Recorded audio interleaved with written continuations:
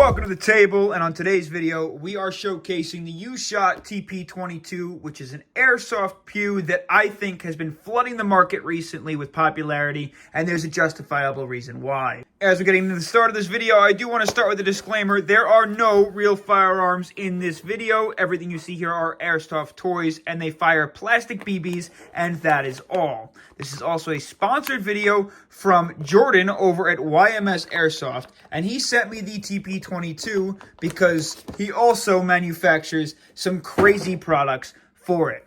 So let's get into the pew. Taking it out of the box here, you have your TP22, and he asked me if I wanted it in black or tan, and I decided to go with that FDE color because it's not a color that I have a lot of when it comes to airsoft replicas. The TP22 functions quite differently from a lot of our other standard replicas, but also super convenient for most players. Here we go. So we're working our way from the base up.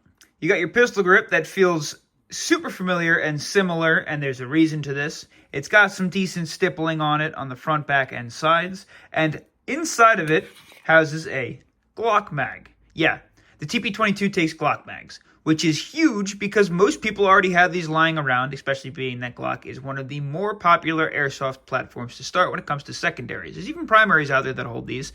Now, the TP22, if you want another pew and you don't want to spend money on more mags because gas mags get expensive, well, chances are you already have these, so that's already super cool.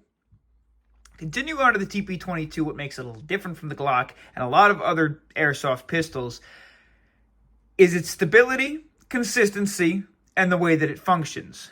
Now, for starters, your trigger doesn't have the standard Glock trigger style safety. It's got no safety on it. It's just a standard trigger. It's got your mag release here, kind of similar to where you would find it on most pistols. Super comfortable. It's actually a relatively soft spring, which I like. It's super easy to press to release the mag out, and it flies out with no problems. Just above that, you'll notice your slide catch and your safety. The safety pushes upwards and then back down, and that's also ambidextrous. Very nice, noticeable clicking. And then your slide catch as well. What? That's kind of weird, right? The slide catch works as standard, and it's also got the catch on empty mode, as it should. Just above the safety is your fire selector. It is only on one side, and yeah, we got semi and fun mode. That's even cooler. Now, this big elephant in the room, the chonk up top, your red dot sight or your RMR plate. What's cool about this and what keeps it so consistent is this isn't housed on top of the slide, which means that the red dot isn't moving around when you fire. It's housed and connected to the outer barrel. When the slide moves, the outer barrel stays totally still and doesn't wobble around like you would find on a Glock or a 1911. It's not free. It's stuck in place. So the accuracy of the red dot is much stronger. It's not going to lose its zero. It's not going to be wobbling around when you fire. As long as your grip stays still and the slide's moving all over the place, the stabler your grip, the more stable the red dot, because it's basically connected to your hand at this point. You've got a pair of iron sights in the back and one in the front. The fiber optics are red and green. Got some nice texturing on the front and back where you might be racking the slide. Also, super cool. The hop unit is adjustable without any tools right here. And it's got a plus and minus and a small little dial that you can twist with No noticeable clicking, so I guess it's just tension fitted. And the RMR plate has a ton of different screw ports for any red dots and red dot sizes that you may be throwing on there. And it does come with a threaded barrel. It's a 14 millimeter counterclockwise thread for any of your suppressors, adapters, you name it. They will all fit. Let's go take this guy outside, test it out, see how it functions, and then we'll come back in, talk about the materials, and do a breakdown. We have picked the perfect day to test out the TP22. It's a nice, low breeze, 70-degree day. And we're going to start off with an efficiency test. We got some .2s, and of course our propane, and of course a mag that has been totally loaded with propane and BBs, and we're going to see how many mags of BBs we can get through on a single gas fill on semi. Here we go. Okay, initial impressions. The TP22 has this strong bit of kickback. And it's also not super loud. It's a very muffled popping sound, but it is a very hefty kickback for an all-polymer pistol.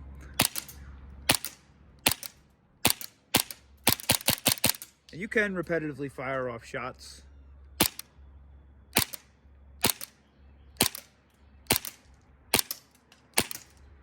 And we did lock back successfully, as expected. It's the first mag. Let's fill the second one.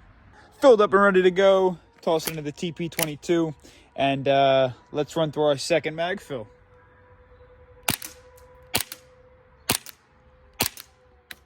Whoa.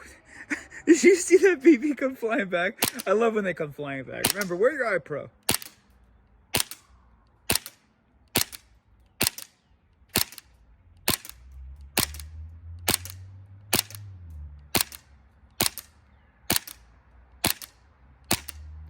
And we did lock back. Now, that was 2 clean mags, no problems, and I think that should be the industry standard on all GBBs. They shouldn't be sold unless you're at least getting through 2 full mags on a single gas fill. Let's fill it again. You know what they say, third time's a charm. Or is it?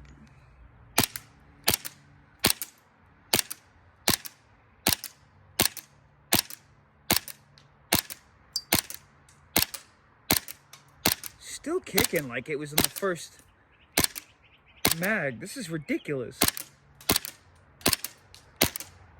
And it locked back. We're really going to a 4th Glock mag? Come on, that's unheard of. So the third time was a charm. How about the 4th?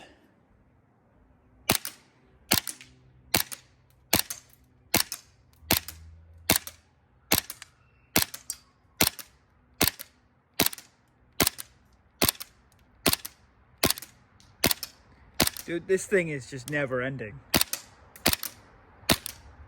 I feel like you guys aren't going to believe this. I should have done this without cutting the video. The mag is getting pretty cold to the touch. It's honestly kind of hurts. But mag number 5 with the TP22.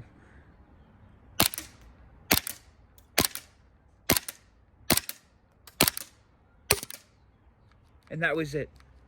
Up until the last shot, it fed perfectly. Every round flew exactly the same until we were out of gas, and then boom, that was it. No gas. It wasn't getting weaker. Holy smokes. Yo, I think I may have just found my new favorite pistol. Now on this channel, as you know, there's no forgiveness, so we're going to take the TP22, load it with a mag that has been sitting for 0 time at all and has 0 cooldown, and flip it into fun mode, and we're just gonna blast the trigger down range and see how it handles. Same thing with the efficiency test. How many mag fills can we get through on a single gas fill? Clean lock back. The mag is empty. Let's do it again. Bing, bop, boom, bop, boom, bop. Bam. And we locked back. Oh, we missed one. We still got gas in it. All right, that's not bad though. Let's load it again. You know what? Let's get that one out of there. Yeah, there we go. Let's load it again. What are the chances we get through a third round? I don't think we're going to. I think it's going to wind up stalling out, but we'll give it a shot anyway. Yeah, that was it.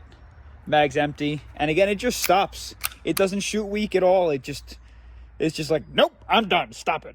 Taking the TP22 forward into the accuracy test. I've got a steel target down there. You see that little purple guy. You should hear a ting every time we make contact. And we're going to see how many rounds out of 21 make contact with the target and see what it's capable of. Again, we're just using iron sights, and I had this target about 50, 60 feet, which is around the same range you'd be getting out of any pistol or sidearm engagements. I can't imagine that you're going to be any further than that. It's a sidearm. 1.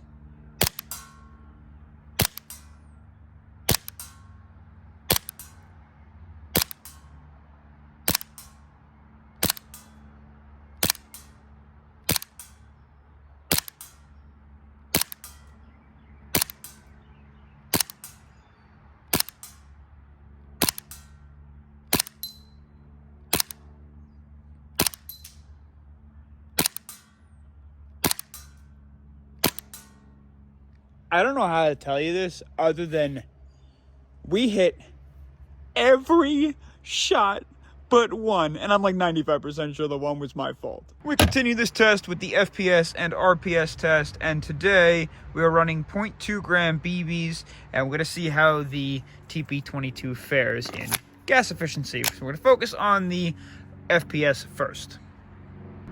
Here we go. 574, I think that might have been the gas. 87, yeah, okay, hold on. Okay, let's see if that's any better.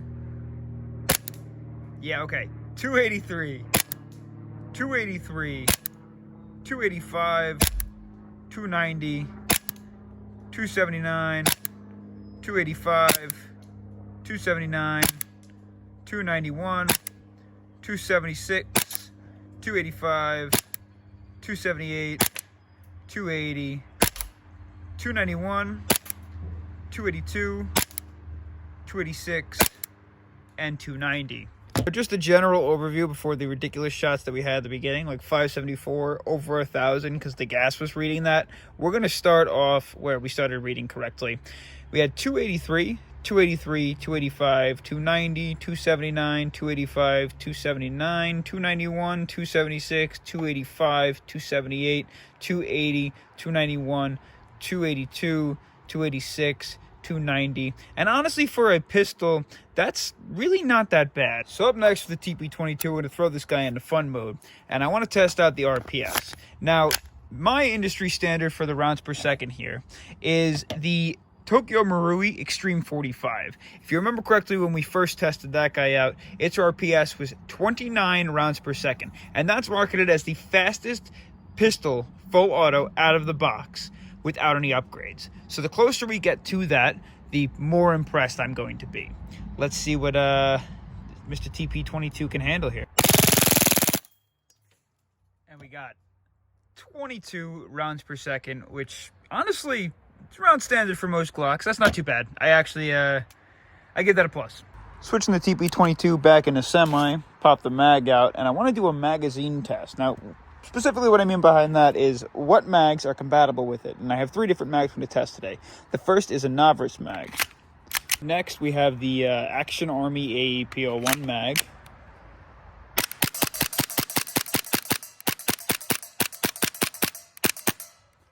That locked back as well, functioned just fine.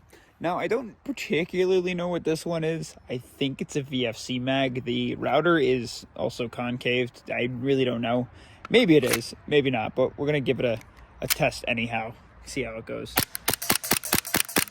Dude, come on. Okay, that one doesn't lock back, but the TP22 is absolutely ridiculous. So we're back inside with this beast of a pistol, the TP22, and I've got my magnet out, and a couple things that I want to do is check out all of the material on the outside and the mag. Then we're going to take it to do a basic takedown. We will check out the internals, what they're made of, how they function, and then we'll put it all back together. To start off, the mag, super simple. It's like a standard Glock mag, aluminum on the outside, plastic base plate, plastic feed lips. Now for the TP22, if I don't specify any of the pins and screws and bolts and you name it, those are all steel, so there's no need for me to go into them. The TP22's body is entirely made of polymer, the grip, and the slide. Your mag release, plastic or polymer. Trigger is polymer. Safety on both sides is polymer. Selector switch is polymer. Little loop at the bottom is polymer. So are both your back and front sights. Now, we slowly get into some of the uppers, like the RMR plate, which is aluminum, and the outer barrel, which is aluminum. And so is your thread protector. Let's get into the basic takedown. Now for the TP22, it's not like your typical Glock. You're going to remove the mag to take it apart. You're going to pull this tab down, slide it forward, and then it's super simple. It just separates from the base. Now to remove it a little bit further, you could take your guide rod and spring out, your base plate, hop-up unit, and barrel, slide out the back, and then your nozzle is kept inside of the housing. To further disassemble the barrel and get into the hop unit, all you're going to do is unscrew both of these screws at the top to take the base plate off. Make sure you don't lose those guys. And then you can see the hop wheel and hop chamber. As we slowly tighten down the wheel, it applies pressure to the arm, and then vice versa. This guy is loose, so just be careful not to lose that. Now, I don't need to go any further than this right now. We are going to wind up disassembling this even further because I do have some upgraded hop nubs as well as some upgraded hop rubbers and stuff that I'm going to be throwing into the TP22 that I got from Jordan over at YMS. But for now, let's take a look at the build quality and construction of all of the moving parts. Inside of the lower, you have your entire hammer housing, which is aluminum. And it looks like none of the parts are steel, so there's some sort of cast material. As well as up in the front, no steel parts. The trigger bar is some sort of aluminum or cast material as well. It seems like the only steel parts are the mag catch or the slide catch, the spring, and then your screws and pins. Your spring and guide rod, spring is steel, the guide rod is plastic. Inside the TP22 slide, your selector is cast. The obviously nozzle and nozzle housing are aluminum and then a plastic nozzle. The nozzle's got very little wiggle room and it does have a nice return spring. Already comes pre-lubricated, which is nice. Like I said, this plate is aluminum. And then your hop unit, the dial is plastic. The arm is cast. And then the entire housing is aluminum. Assembly is as simple as reverse engineering it. So we're going to take our base plate and we're just going to throw this guy back on the hop unit. Just make sure that big open circle on the base plate is also matching to where the wheel or the dial is on the hop unit, and it should sit where that dial is popping just slightly out. We're going to throw both these screws on in at the top. And we'll go ahead and screw these guys in. Make sure they're not too tight, but definitely want them snug. Next, we're going to take it, reverse engineer it through the TP22 from the top, pull it back down and make sure it's on the nozzle.